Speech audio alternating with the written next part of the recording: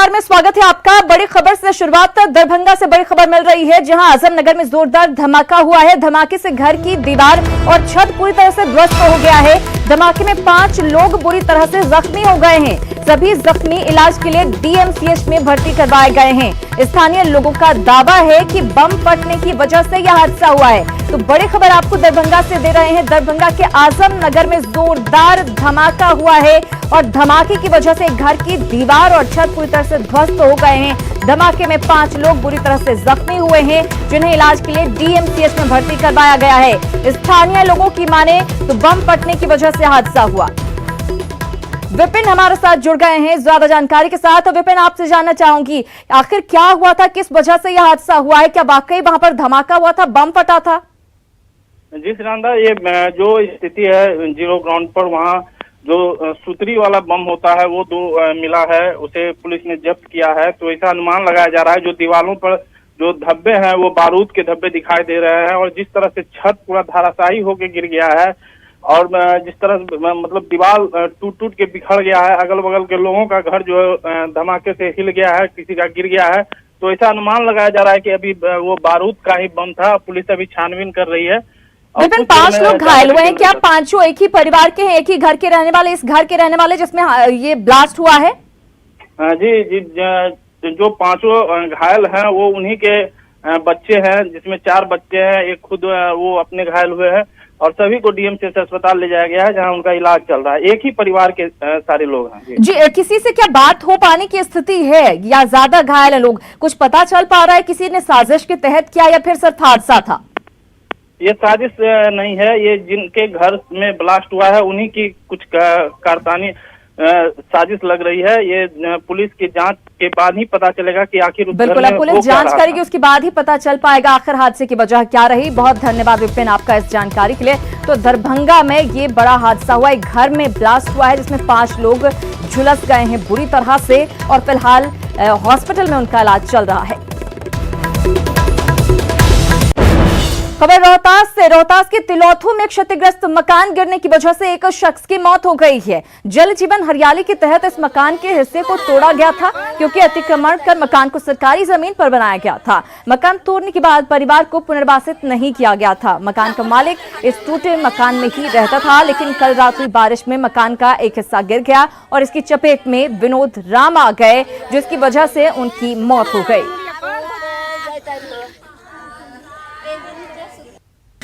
गलत आदेशानुसार इन लोगों को घर से बेघर किया गया और किसी तरह की इनकी व्यवस्था नहीं की गई। इसी बाबत ये अपना मुआवजा मांगने को मजबूर हैं, क्योंकि काफी ही गरीब परिवार के लोग हैं।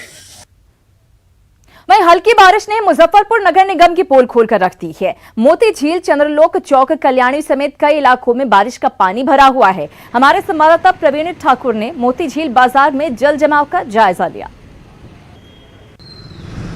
मुजफ्फरपुर में पिछले 24 घंटे के दौरान हुई थोड़ी सी बारिश से ही जो नगर निगम की बरसात पूर्व की तैयारी है बारिश को लेकर, उसकी पोल खुलती हुई नज़र आ रही है। और ये सालों से ये जो समस्या है इसी प्रकार गंभीर बनी हुई है। ये मोती झील का इलाका है, पॉश इलाका माना जाता है मार्केटिंग के लिहाज से। यहाँ सभी प्रकार के लोग, सभी तरह के लोग आते हैं शॉपिंग के लिए, लेकिन जो मंजर है देखिए कितना खतरनाक है।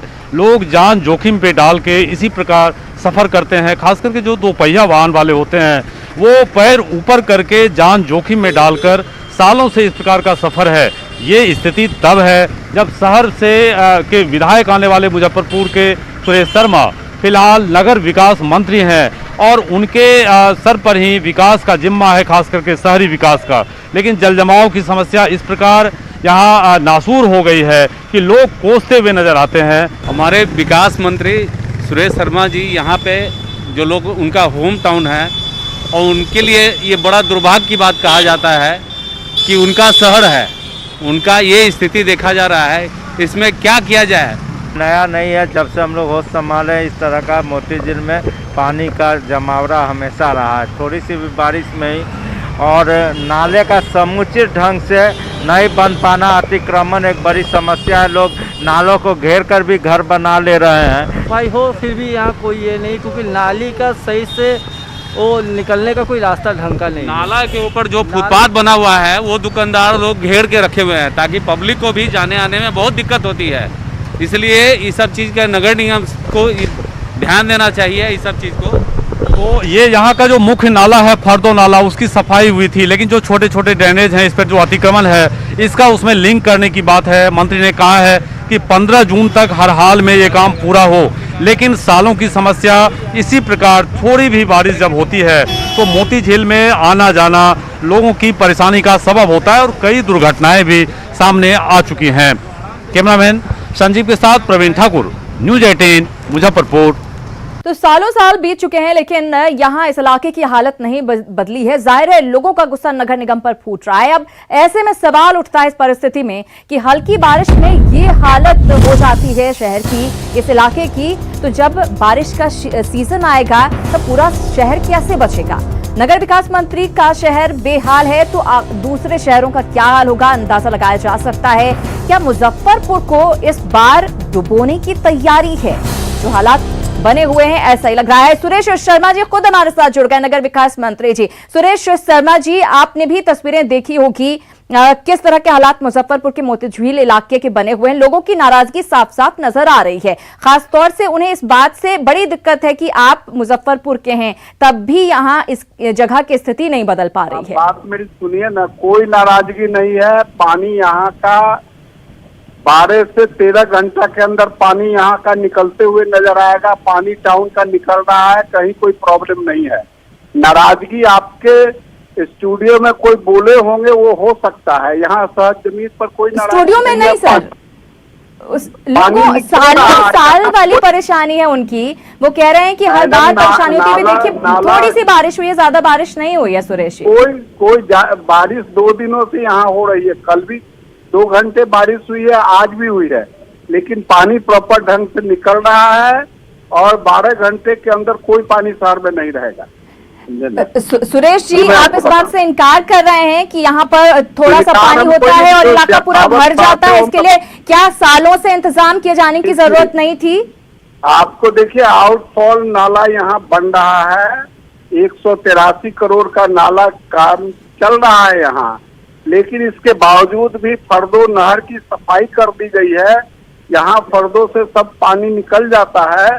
पिछले साल भी यहाँ पानी नहीं लगा था और इस साल भी पानी नहीं लगा। कल ही हमने समीक्षा किया है, जहाँ कोई नाला अभी चौक भी कहीं पर होगा तो वो निकल जाएगा, यहाँ पानी नहीं लगेगा। लेकिन हम उम्मीद करें कि अभी बारिश बस आने ही वाली है, प्री मानसून की बारिश नहीं है और ये स्थिति हो गई है। पूरा विश्वास के साथ आपको कह रहे हैं कि मुजफ्फरपुर में पानी की समस्या, वाटर लॉगिंग की समस्या नहीं रहेगी। बहुत धन्यवाद सुरेश जी हमारे साथ जुड़ने के लिए और बातचीत के लिए। अब उम्मीद करते हैं कि यहाँ की ये नारकीय स्थिति जो है आने वाले वक्त में बदल सके, क्योंकि लोगों की नाराजगी साफ तौर पर नजर आ रही है। ये सिर्फ इस बार की दिक्कत नहीं है, बल्कि सालों साल से ये स्थिति बनती आ रही है। हालांकि मंत्री जी ये जरूर कह रहे हैं कि ये स्थिति नहीं रहेगी, जल्द ही ये तस्वीर बदल जाएगी। अब देखना होगा कि ये तस्वीर कब बदलती है।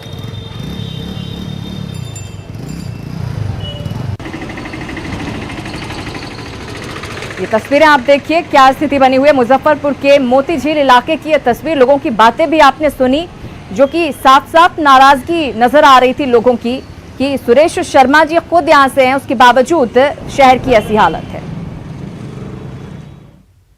और अब आपको दे देते हैं कोरोना अपडेट। बिहार में आज 99 कोरोना मरीज मिले हैं। कुल संक्रमित मरीजों की संख्या बढ़कर 4551 पहुंच चुकी है।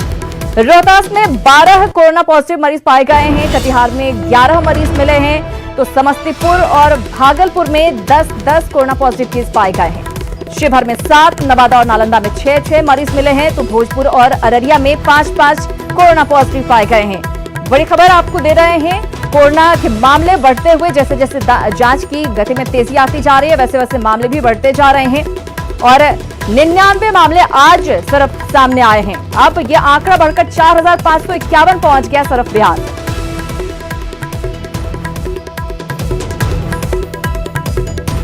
और प्रवासी मजदूरों के रोजगार के मुद्दे पर आज सुप्रीम कोर्ट में सुनवाई हुई। सुप्रीम कोर्ट ने सभी अप्रवासी मजदूरों का रजिस्ट्रेशन करने के लिए कहा है। ये रजिस्ट्रेशन जिला और प्रखंड स्तर पर किया जाएगा। बिहार सरकार ने सुप्रीम कोर्ट में बताया कि राज्य में 28 लाख अप्रवासी मजदूर लौटे हैं। इनमें 10 लाख लोगों की स्किल मैपिंग हो चुकी है। सरकार उनके लिए रोजगार मुहैया कराने की कोशिश कर रही है। कोर्ट ने प्रक्रिया पूरी करने के लिए 15 दिन का वक्त दिया है।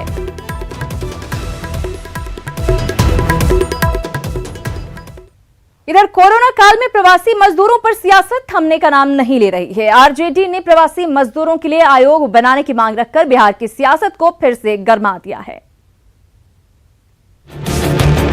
कोरोना के इस दौर में बिहार में प्रवासी मजदूरों को लेकर राजनीतिक हलचल जारी है। शुरुआती दौर में विपक्ष के लगातार तीखे हमले के बाद सरकार ने अपने को प्रवासी मजदूरों का हितैषी बताते हुए उनके बिहार लौटने का मार्ग प्रशस्त किया। एक बार फिर से आरजेडी ने प्रवासी मजदूरों का भविष्य सुरक्षित करने के लिए प्रवासी आयोग बनाने की मांग कर दी है। बिहार से कितने लोग जो है बाहर जा रहे हैं काम करने के लिए, किस इलाके के लोग ज्यादा जा रहे हैं, समाज के किस हिस्से के लोग जो है ज्यादा जा रहे हैं, इन सब चीजों का तो एक अध्ययन होना चाहिए ना भाई। आप जब भी कोई योजना बनाना चाहिएगा कि हमारे यहाँ के जो गरीब लोग हैं क्यों जा रहे हैं बाहर। वहीं सत्तारूढ़ दल आरजेडी की इस मांग पर विफलता नजर आ रहा है। जेडीयू की माने तो सरकार प्रवासी मजदूरों के हित में लगातार कारगर कदम उठा रही है। ऐसे में किसी भी आयोग के गठन की जरूरत नहीं। पलायन रुक जाए। जो लोग इस राज्य में काम करना चाहते हैं उन्हें यहाँ अवसर मिल सके, उनकी क्षमता के अनुरूप उन्हें पैसा मिले, उन्हें बेहतर राज्य बनाने और उनका खुद की बेहतरी का एक मार्ग उनके सामने हो। मुझे लगता है इसके लिए किसी नए संस्थान की जरूरत नहीं है। ये कार्य बहुत ही व्यवस्थित तरीके से चल रहा है। वैसे इस पूरे मामले में राजनीतिक मामलों के जानकार बताते हैं कि दोनों पक्ष अपने नफे नुकसान पर सियासत कर रहे हैं। यही कारण है कि दोनों पक्ष एक दूसरे की दलील और प्रस्ताव को खारिज करने में लगे हैं। चाहे वो आरजेडी हो या फिर वो जेडीयू हो, अपने अपने गणित के हिसाब से इस पर राजनीति करने में लगा है। लेकिन इसमें अंदर के हृदय से काम कर वो होना चाहिए कि कैसे जो आए हैं उनको कैसे हम जो है सो काम दिला पाएं, कैसे उनको सेटल डाउन करेंगे। क्योंकि वो अभी आए हैं उजड़ करके, तो उनके मन में कहीं न कहीं पीड़ा है और वो दर्द वो बयां नहीं कर पा रहे हैं। और जब तक वो सेटल डाउन नहीं होंगे वो इस पर राजनीति नहीं होनी चाहिए। बहरहाल बिहार के लिए ये चुनावी साल है। ऐसे में सत्ता पक्ष और विपक्ष प्रवासी मजदूरों का खुद को सबसे बड़ा हिमायती बताने में लगा है। लेकिन इसका सियासी फायदा किसे मिलेगा, ये आने वाला वक्त ही बताएगा। न्यूज़ 18 के लिए पटना से संजय कुमार की रिपोर्ट। तो प्रवासी मजदूरों को लेकर सियासत थमने का नाम नहीं ले रही है। इधर गया के कोरोना अस्पताल एएनएमसीएच में घोर लापरवाही बरती जा रही है। अस्पताल के कुछ कर्मचारी इस्तेमाल किए हुए पीपीई किट परिसर में भी फेंक दे रहे हैं, जिससे संक्रमण का खतरा बढ़ रहा है। न्यूज़ 18 ने अस्पताल प्रबंधन के सामने इतनी बड़ी लापरवाही को लाया, जिसके बाद पोस्टमार्टम हाउस के कर्मियों ने पीपीई किट और दूसरे मेडिकल वेस्ट को किनारे लगाया। एएनएमसीएच को कोविड अस्पताल घोषित किया गया है और यहाँ कोरोना से संबंधित मरीज का ही इलाज होता है। इस समय हम लोग हैं पोस्टमार्टम हाउस के पास और यहाँ आप देख सकते हैं कि जो पीपीई किट और अन्य सामान जो हैं इसी तरह से फेंके हुए हैं। जो एडवाइजरी है और एसओपी है स्वास्थ्य विभाग का, उसके अनुसार जो भी पीपीई किट या अन्य जो सामग्री है उसका निस्तारण व्यवस्थित ढंग से होना चाहिए। लेकिन आप यहाँ देख सकते हैं और इसे कहीं से भी सही नहीं ठहरा जा सकता है, क्योंकि ये जो है इससे संक्रमण का खतरा रहता है फैलने का। ऐसे में अस्पताल प्रबंधन को ये ध्यान देने की ज़रूरत है कि इस तरह से इधर उधर जो फेंका जा रहा है पीपीई किट को, उसको ऐसे नहीं फेंका जाए और इसे व्यवस्थित ढंग से निस्तारण किया जाए। सहयोगी विपिन के साथ अरुण चौरसिया, न्यूज़ 18 गया। बिहार में कोरोना संकट के बीच चुनावी सरगर्मी भी तेज हो गई है। पिछले 3 दिनों में 5 बड़ी बैठक राजनीतिक दलों की ओर से की गई है। सबसे पहले 3 जून को नीतीश कुमार ने अपने कोर ग्रुप के नेताओं के साथ बैठक की और चुनावी रणनीति पर चर्चा की। वहीं कल यानी कि 4 जून को 2 बड़ी बैठकें हुई। एक बैठक SC/ST मोर्चा के विधायकों की हुई तो दूसरी बैठक आरजेडी के दलित विधायकों की तेजस्वी के साथ हुई। मुद्दा भले ही आरक्षण का रहा हो, लेकिन इसे भी चुनावी रणनीति का हिस्सा माना जा रहा है। वहीं आज भी 2 बड़ी बैठक हुई। दो बड़ी बैठक है। एक बैठक कांग्रेस के नेताओं की निखिल कुमार के आवास पर हो चुकी है, जिसमें कई बड़े नेता शामिल हुए, तो दूसरी बैठक एलजेपी के नेताओं की चिराग पासवान के साथ हो रही है। अब 5 बैठकों से यह अंदाजा लगाना आसान है कि बिहार में चुनाव की आहट कितनी तेज हो गई है। और कांग्रेस की बैठक के बाद जो बड़ी बात निकलकर सामने आई है वो ये है कि कांग्रेस इस पर बैकफुट पर नहीं रहेगी। नेताओं का कहना है कि बिहार में अगला चुनाव कांग्रेस की अगुवाई में लड़ा जाएगा। हमने पहले बताया कि एक तो चर्चा हम लोग जरूर करेंगे, ये माइग्रेंट लेबर है इनके इशू का, क्योंकि हम लोग के हिसाब से ये जो इशू है इतना बड़ा बन गया, नहीं बन सकता था अगर ये इसको शुरू में ही इब्तदाई दौर में ही इसको ठीक से भारत सरकार मैनेज करती। लेकिन उसके बाद ऐसा लगा कि भारत सरकार जो है वो एक किस्म से बह गई, अंदर से आया उसमें भारत सरकार बह गई। लेकिन हम लोग किसी से कम मेहनत नहीं कर रहे हैं, अधिक मेहनत कर रहे हैं। हम लोग ग्राउंड स्तर पर अपने को मजबूत करने की दिशा में ठोस पहल कर रहे हैं। तो अपना व्यू सीनियर लीडर हैं मांझी जी, उनको अगर कहीं रखता है तो बात बोल देते हैं जो ये गलत है। इसका मतलब इसका असर गठबंधन पर नहीं पड़ रहा है। कांग्रेस के दावों के बीच अब अपनों में भी सीटों पर संग्राम की शुरुआत हो चुकी है। कांग्रेस जहां पिछली बार से ज्यादा सीटों पर लड़ने के लिए दबाव बना रही है, वहीं आरजेडी ने दो टूक जवाब देते हुए कहा है कि ज्यादा सीटों पर लड़ने से जीत नहीं मिल जाती है। गठबंधन का नेतृत्व जो है वो तेजस्वी यादव करेंगे। अभी ये तय नहीं हुआ है कि गठबंधन का नेतृत्व कौन करेगा, लेकिन हम लोग सब मिलजुल के उस पर भी फैसला जल्दी करेंगे। पिछली बार तो नीतीश कुमार भी थे, 101 राष्ट्रीय जनता दल और जनता दल यू लड़ी थी।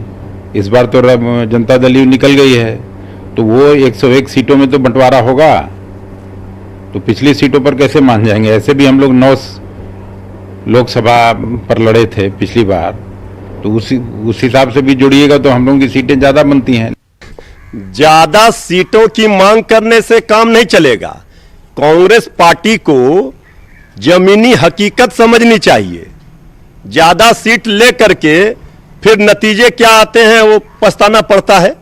बड़े भाई की भूमिका में बिहार में आरजेडी है, इससे कहीं कोई इनकार नहीं कर सकता है।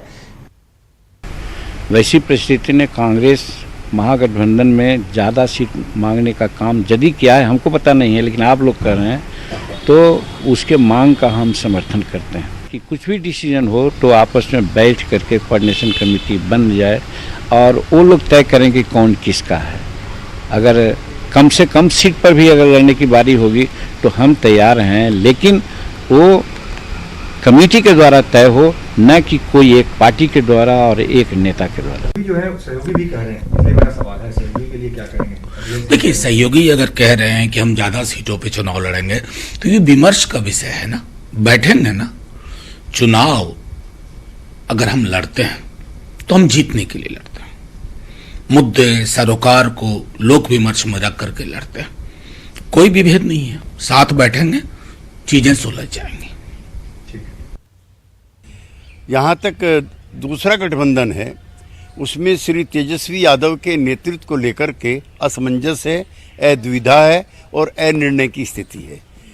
आरएलएसपी, श्री मांझी जी की पार्टी और श्री साहनी जी की पार्टी और कुछ हद तक कांग्रेस पार्टी भी उनके अनुभवहीन नेतृत्व को स्वीकार करने को तैयार नहीं है। इसी का बड़ा कारण है कि चारों दल मिलकर के अतिरिक्त सीटों की इच्छा और आकांक्षा पाले हुए हैं और चुनाव के समय बजाय वो एनडीए से लड़ने के आपस में लड़ते नजर आएंगे, इसकी संभावना ज़्यादा है। तो महागठबंधन में किटकिट जारी है और विपक्षी सत्ताधारी दल को हमला बोलने का मौका मिल गया। इधर बीजेपी के वरिष्ठ नेता और यूपी के सह प्रभारी रामेश्वर चौरसिया ने तेजस्वी यादव पर निशाना साधा है। रामेश्वर चौरसिया ने कहा कि तेजस्वी यादव अपने पिता की तरह बिहार को जातीय राजनीति में झोंकना चाहते हैं। लेकिन जिस तरह से तेजस्वी यादव का बयान आ रहा है, आरजेडी का आ रहा है, इससे समझ गए कि वो लोग राजनीतिक शिष्टाचार भी भूल गए हैं। अब वो रैली करे तो हम उसमें अड़चन करें, हम रैली करें दूसरे अड़चन करें। ये लोकतंत्र में शिष्टाचार नहीं है राजनीतिक। इसीलिए, लेकिन उन लोगों के बारे में कह भी नहीं सकते आप। और इससे इतर मैं जाके आपको बताऊं तो तेजस्वी यादव आज भी वही काम कर रहे हैं, जातीय राजनीति में फिर बिहार को ढकेलना चाहते हैं। और उनको समझ में ये नहीं आ रहा है कि बिहार की जनता चाहे हमसे नाराज भी हो जाए, लेकिन वो तेजस्वी यादव और लालू यादव जी को परिवार को एक्सेप्ट नहीं करने जा रही है।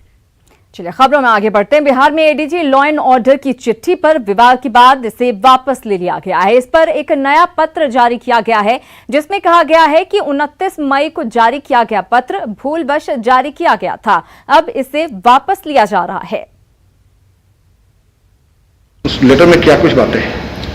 जिस लेटर की आप बात कर रहे हैं उस लेटर को रिकॉल किया जा चुका है, तो इसलिए अब उसके कंटेंट्स को नल एंड वॉइड समझा जाए। उसमें जो है अब उस संबंध में कोई विमर्श करने या अथवा उसके बारे में कुछ कहने की आवश्यकता नहीं है। लेकिन फिर भी उस रजिस्टर से लेटर जारी किया गया, आखिर नहीं, जैसे मैंने कहा कि उसको रिकॉल किया जा चुका है, तो इसलिए अब उसके संबंध में कुछ भी कहना या उसके बारे में बातचीत करने का कोई औचित्य नहीं रहा। जब इस और ये अमानवीय, ये लिख भी कैसे सकती, भूल भी कैसे हो सकता है? इसको तो फाड़ करके फेंक देना चाहिए। ऐसे चिट्ठी का नीतीश कुमार जी को आकर के सॉरी बोलना चाहिए। इधर विश्व पर्यावरण दिवस के मौके पर बीजेपी की ओर से पौधारोपण किया गया। पार्टी के प्रदेश अध्यक्ष संजय जायसवाल ने बीजेपी कार्यालय में पौधा लगाया। वहीं दीघा विधानसभा के 408 बूथों से जुड़े लोगों ने अपने अपने क्षेत्र में पौधारोपण किया। इस दौरान पार्टी के कार्यकर्ता कार्यालय से सीधे ऑनलाइन जुड़े थे। बीजेपी के वर्चुअल पौधारोपण का जायजा लिया न्यूज 18 संवाददाता ब्रिजम पांडे ने।